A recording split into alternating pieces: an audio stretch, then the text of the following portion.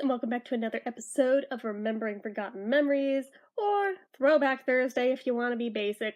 I apologize for the really intense sunlight. No, my hair is not white on this side. It is still very much brown. Just the sun is that bright, and if I scooch any further that way, it's in my face. So I'm trying to, not do that. I wanted to film this way earlier, but it was doing that weird ethereal light thing to where couldn't even see my face, it was so bright, so had to wait. I think it's been long enough to where at least it's tolerable. It may not be ideal, but it's tolerable. Although, gotta admit, once I eventually have this room all cleaned up, I'll be able to tilt my camera this way instead of this way, like I always tend to try to do currently, where actually it would be really good lighting, but because I am a trash magnet, currently can't do that, but the wheels are in motion.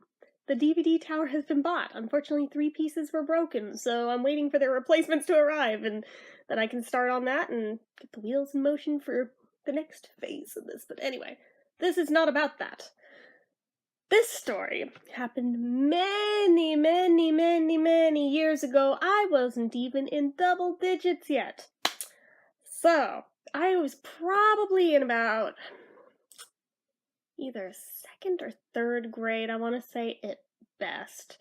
But, fun fact, my mom was a pyro, like a really big pyro, not just in setting fires, but also in watching fires. So, that was a thing. And as such, one of her weird little quirks, if she could tell there was a fire nearby, either because there was fire trucks going with their sirens on, or because she could smell or see smoke, she demanded my dad follow that shit so we could go watch the fire. Wish I were joking.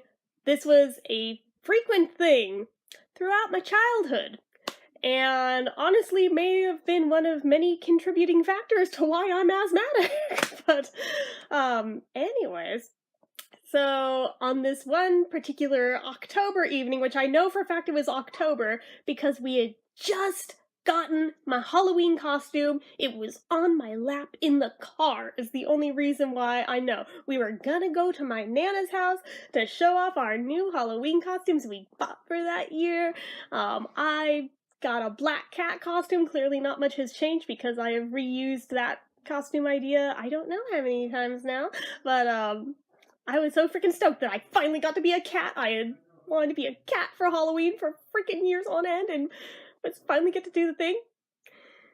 And then, of course, there was a fire truck, and all I want to do is go to Nana's and show her my cat costume. But nope. My mom wanted to follow this fire truck. So my dad hauls butt and turns the car around, and we start going, and we're chasing down this fire truck. Hold on just a second. Okay, sorry about that. Terrible place to have to cut that video, but anyways, so my dad hauls the car around, follows that fire truck, and turns out this fire is on the hill across the street from the lake, which, honest to God, it's practically a running joke in this area that the hill across the street from the lake gets set on fire every freaking year. At least once. So we had a pretty good indicator just from what street we saw the fire truck going down in the first place. Lake's on fire. So okay, fine. We go drive down there, even though you definitely are not supposed to do that, but did that anyway, because we were looky-loos, and my dad just parks his car across the street from this hill that, at that point, it was just a little bitty fire at that point, but I mean, there was still a lot of commotion going on because there was wild horses that lived on the hill, and people were trying to round up the horses and, get them away from the fire so they'd be safe.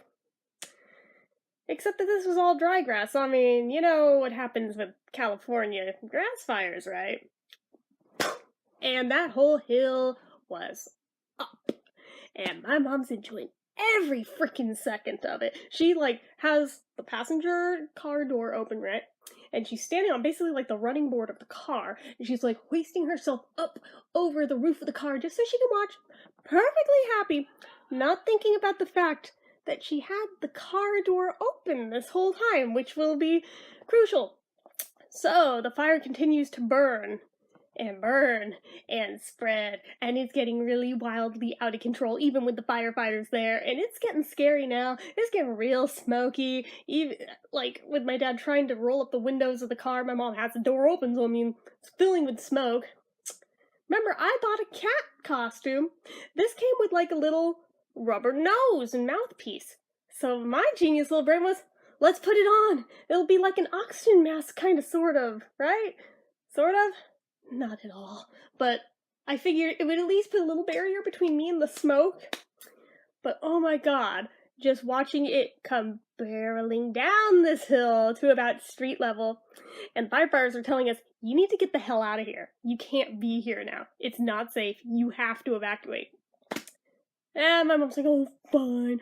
So she gets back in the car, closes the door, buckles up, and my dad goes to start the car. And that's it. Battery's dead. Because she left that damn car door open for so freaking long, the car battery died. So now we are stranded in the middle of a freaking wildfire. Yeah, and a little while later, firefighter comes back, you need to get out of here. It's like, funny story! We can't! Our car won't start! So he has to, like, phone in to cops to get out here now to try and jumpstart his freaking car. It took not one. It took not two. It took 3 freaking different cops to get that car running long enough for us to get it the hell out of there. Now, by this point, I'm basically ducked down on the floor because I was old enough to know that smoke rises, so if I'm on the floor, maybe there will be less of it to have to breathe, but also I'm getting claustrophobic as hell in this mask that is over my nose and mouth, trying to breathe through it to try and not breathe the smoke so much. It was just not a good situation for me, and again, I wasn't even full-blown asthmatic yet at that point, but it probably helped tip those scales. So, you know, shit happens, but we eventually did get out of there, and that entire hillside was scorched, and it's a good thing we got out of there, because it did end up hopping across the street and burning the next hill over, too. We could have been in that very easily. Very easily. So, you know, there's that. Went over to my nana's house to show off my cat costume. By the way, we almost died in a fire on the way here. And I'm just saying it casually. As anything. Like, you know, no big deal. This just happens every day. Of course, she's freaked out like, oh my god, and wants to know the whole thing. And I'm just like, oh, it's no big deal. I mean, Mom wanted to chase fires. Yeah, needless to say, that was the last fire we ever chased, was that day, because of how terrifyingly close that freaking fire came down that hill and almost got to our car before we got out of there. So, that's not to say that she didn't go outside and try to, like, with binoculars, spot fires in the distance and shit in the future. She still did that. But we never again chased them by car. And I am very, very glad for it. But I am so super sensitive to the smell of grass fire smoke specifically at this point. I can tell like that the difference between, is it barbecue smoke, is it grass fire smoke, is it some other kind of smoke? I can tell, because grass fire smoke has this weird, sickly, sweet smell in with the smoke smell. It's weird. If you've never smelled it, it's a very different smoky smell, and after that, it literally just turns my stomach smelling it now, and just, it's not good. It's not good. But being a Californian, it is something that we encounter pretty freaking often, as much as we don't want to. It's part of living in California.